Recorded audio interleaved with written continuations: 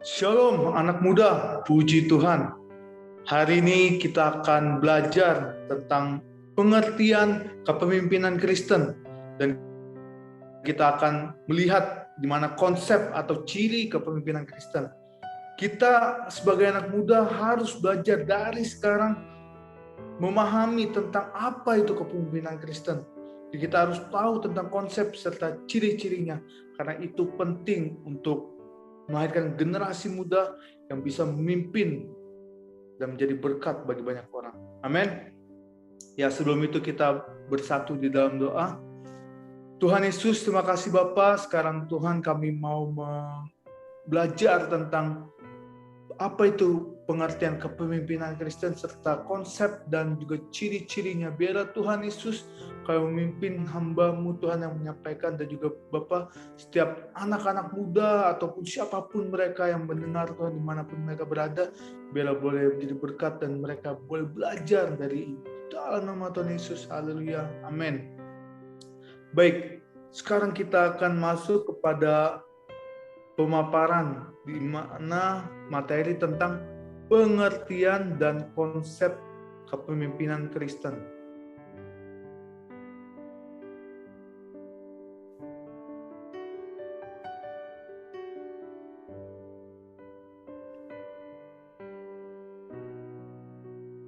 Ya, pengertian dan konsep kepemimpinan Kristen.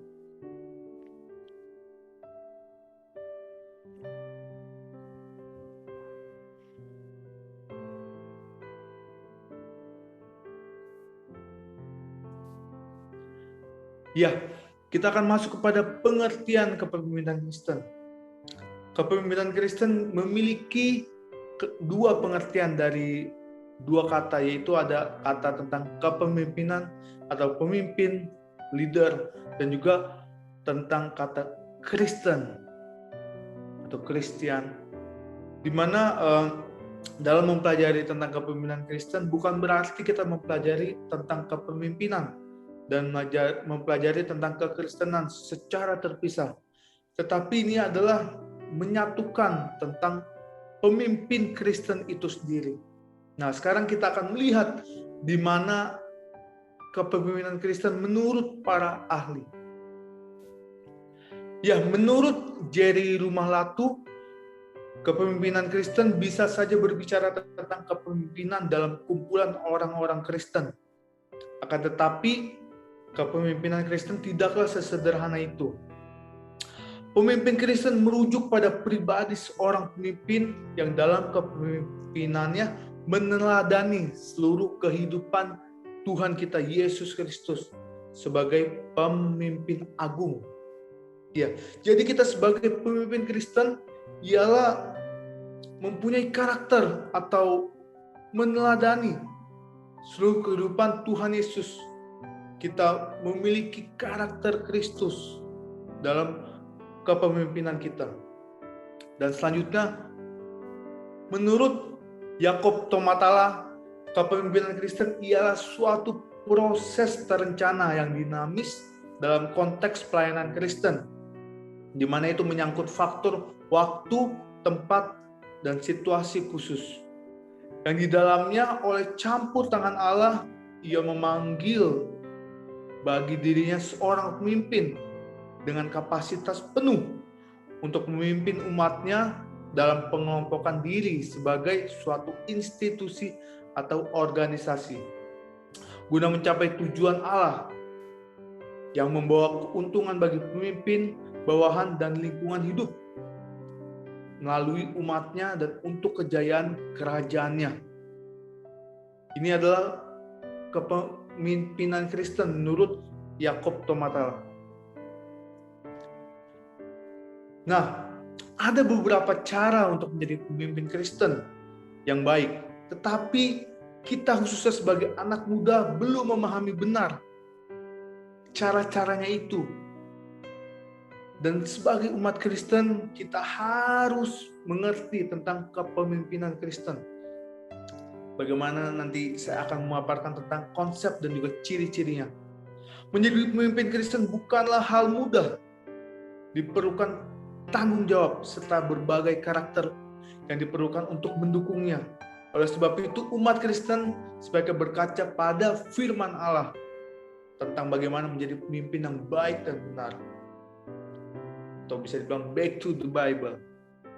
Nah, agar kita memahami kepemimpinan Kristen, maka kita harus tahu tentang konsep atau ciri-ciri pemimpin Kristen.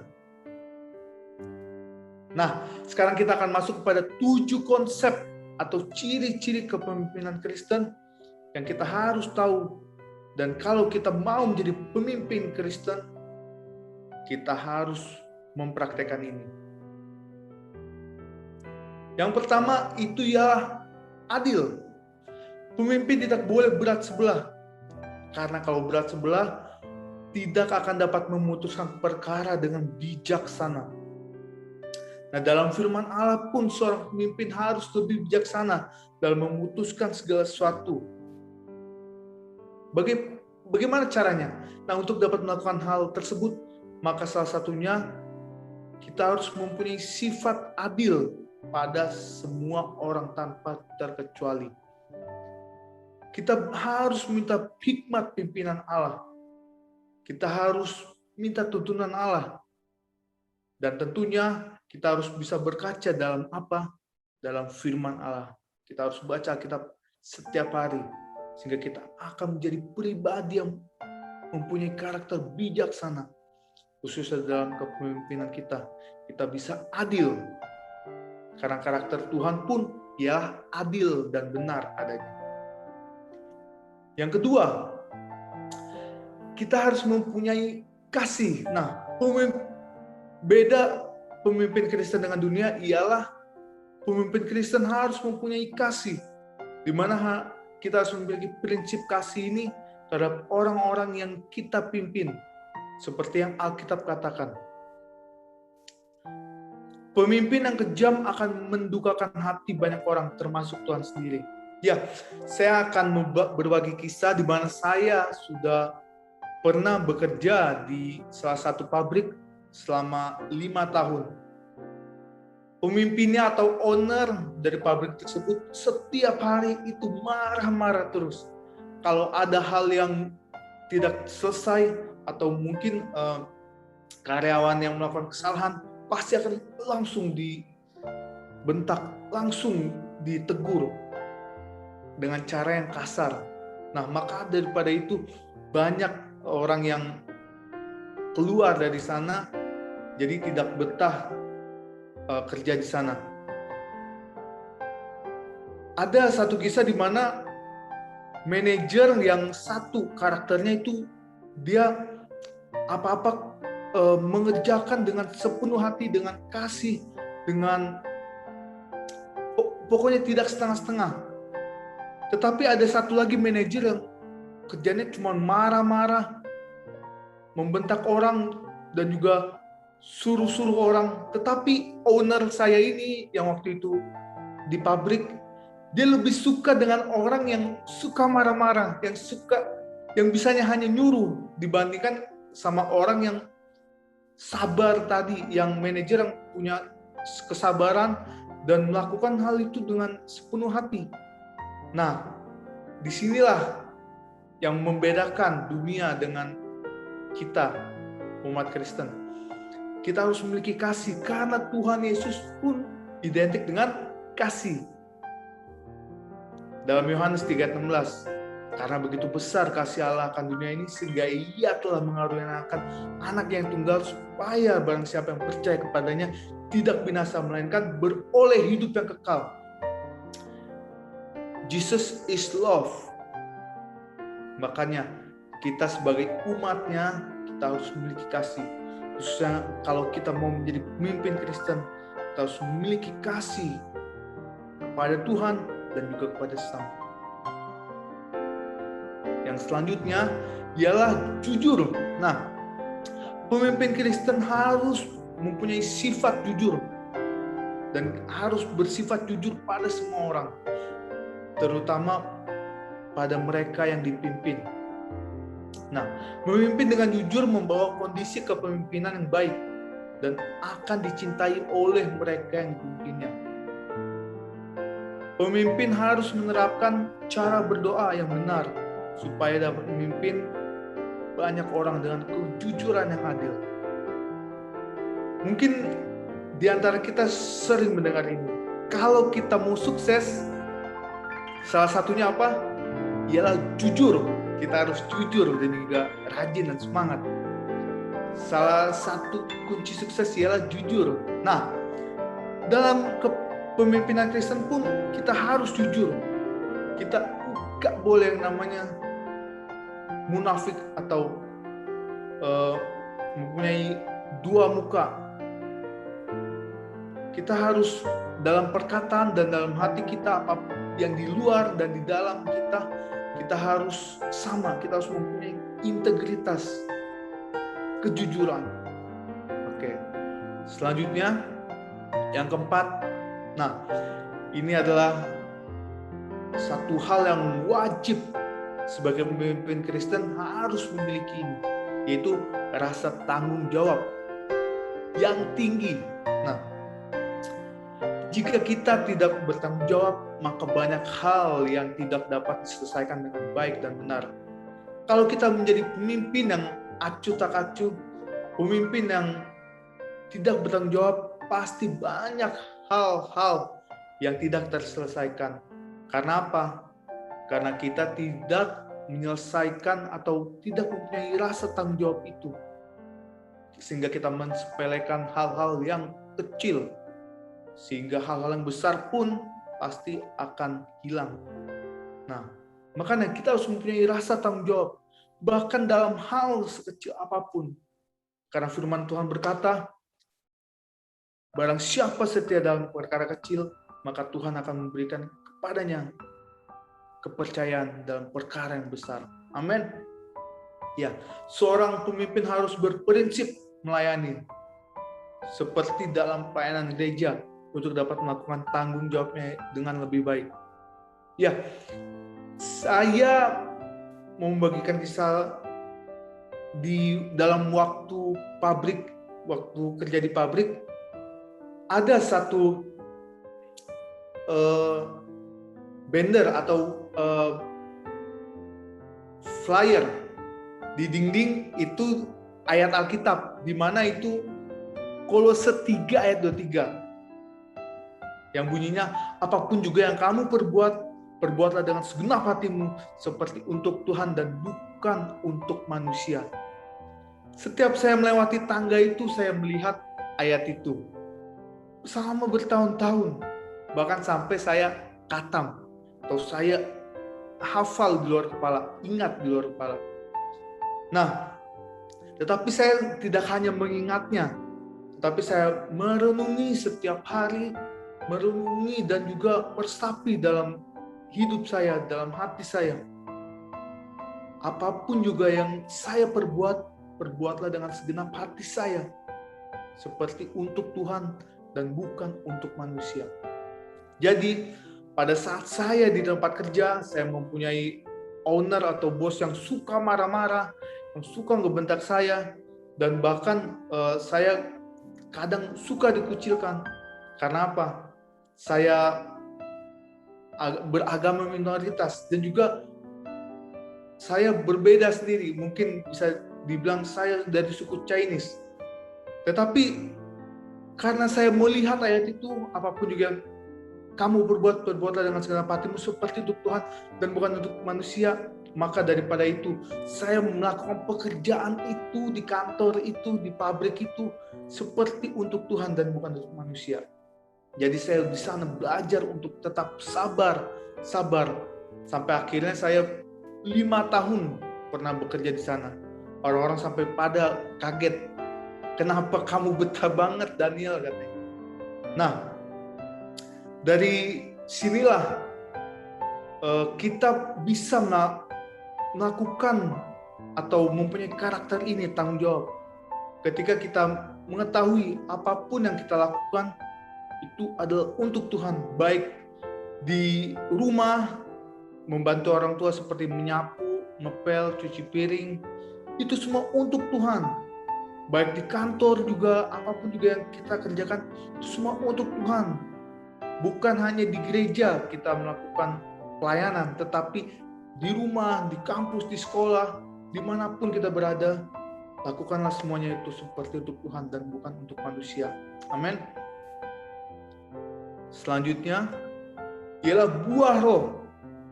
Nah, seorang pemimpin yang baik akan mengutamakan buah roh dalam hidup kepemimpinannya.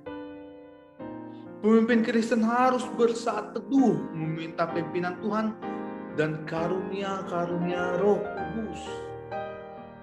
Nah, di mana sehingga dalam memimpin akan banyak dituntun oleh Tuhan dan mengutamakan buah-buah roh secara lebih maksimal.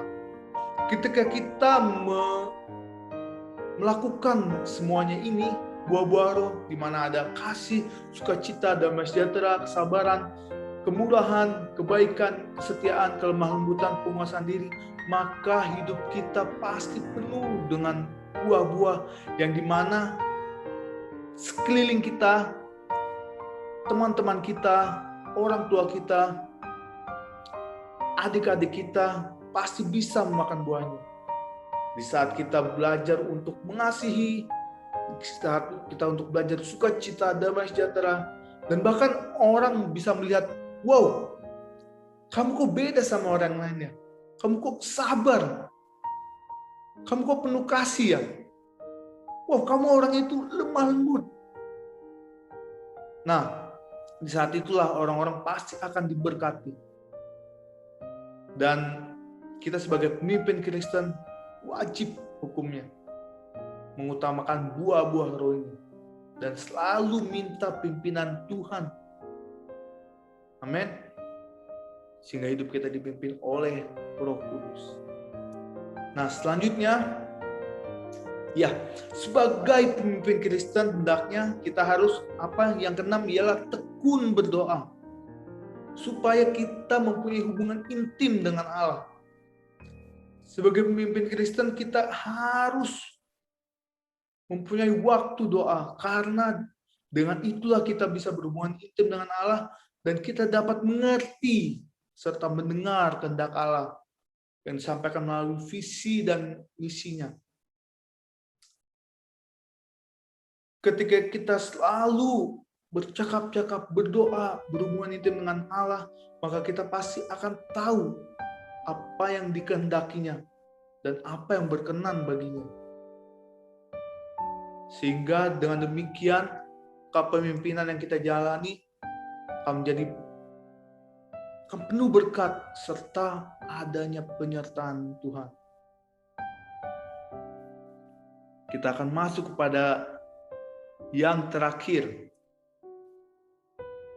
Nah, pemimpin Kristen harus beriman, di mana memang sudah seharusnya memiliki iman akan Allah, di mana kita memiliki kepercayaan yang tinggi terhadap Tuhan dengan memutuskan segala sesuatu. Sebagai pemimpin Kristen kita harus mempunyai iman kepada Tuhan Yesus.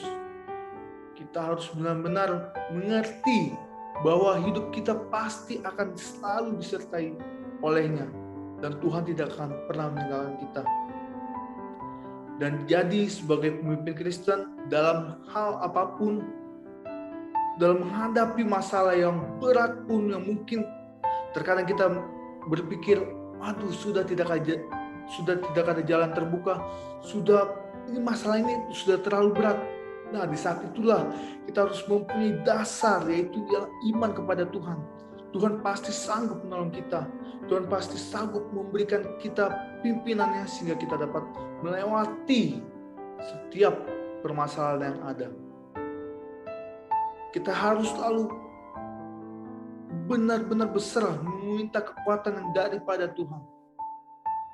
Sehingga kita dapat memutuskan segala sesuatu dengan benar. Karena kita tahu Tuhan menyertai kita. Amin. Dan kita pemimpin Kristen harus beriman. Mengapa? Supaya Allah berkenan. Maka setiap kita, yaitu pemimpin Kristen, harus beriman serta taat akan firman Tuhan. Ya, kita masuk kepada kesimpulan Jadi setiap pemimpin Kristen haruslah mengerti serta mempunyai konsep atau ciri kepemimpinan Kristen, sehingga karakter mereka menuntun banyak orang dan untuk melakukan kehendak Allah. Di mana kita dalam menunjukkan sikap kepemimpinan yang baik dan benar, maka orang-orang yang kita pimpin tentu akan merasa nyaman dan juga semakin percaya kepada Tuhan. Ya, pemimpin Kristen yang baik adalah mereka yang mengikuti setiap kehendak Tuhan dalam kehidupannya, serta mengedepankan Tuhan sebagai teladan yang baik dan benar dalam kepemimpinannya. Ya, cukup sekian materi yang sudah saya paparkan. Semoga memberkati kita semua, di mana kita akan belajar sedari muda ini kita menjadi pemimpin Kristen muda, dan yang hidup kita dapat menjadi dampak bagi sekitar kita, bagi keluarga kita, bagi teman-teman kita. Amin. Tuhan Yesus berkati. Shalom.